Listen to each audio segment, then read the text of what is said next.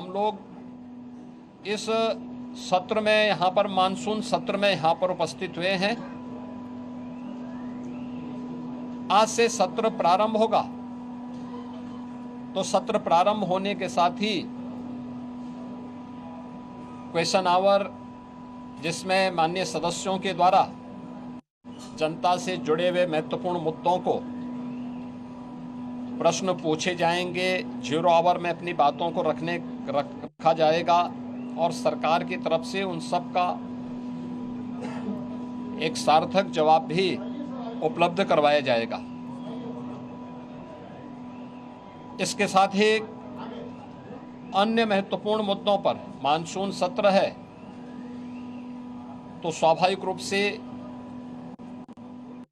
बाढ़ से वे मुद्दे भी उठ सकते हैं।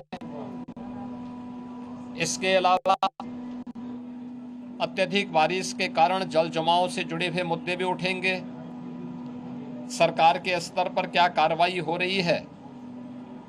स्वास्थ्य से शिक्षा से जुड़े हुए मुद्दों पर सरकार ने पिछले 8 साढ़े 8 वर्ष के अंदर जो कुछ भी किया है,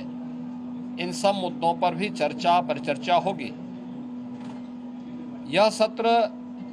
इस बार का इसलिए भी महत्वपूर्ण होगा कि आदरणीय प्रधानमंत्री जी की प्रेरणा से देश की स्वाधीनता दिवस का अमृत काल का यह 3रा वर्ष है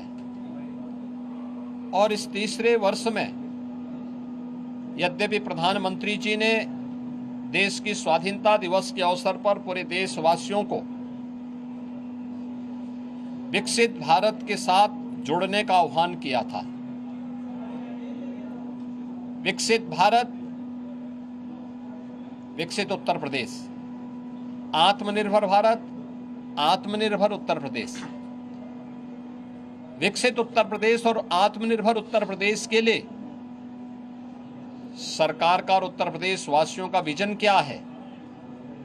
पहली बार देश के किसी सदन में इस मुद्दे पर चर्चा होगी और इसके लिए भी मैं सभी सम्मानित सदस्यों से कल दलीय नेताओं की बैठक में भी इस पे चर्चा हुई थी और दलीय नेताओं की बैठक में भी इस पर बहुत सारे मुद्दों को आगे बढ़ाने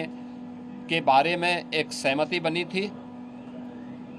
13 और 14 अगस्त को लगातार 24 घंटे तक उत्तर प्रदेश विधानमंडल में इस पे चर्चा होनी है और चर्चा के बाद सरकार के द्वारा कैसे इस विजन डॉक्यूमेंट को नीति आयोग के मार्गदर्शन में विशेषज्ञों के सहयोग के साथ आम जनता के साथ साथ हर तबके के नागरिकों की सहभागिता इसमें सुनिश्चित हो, इसको लेकर के विस्तृत कार्य योजना की घोषणा भी हम लोग सदन में करेंगे।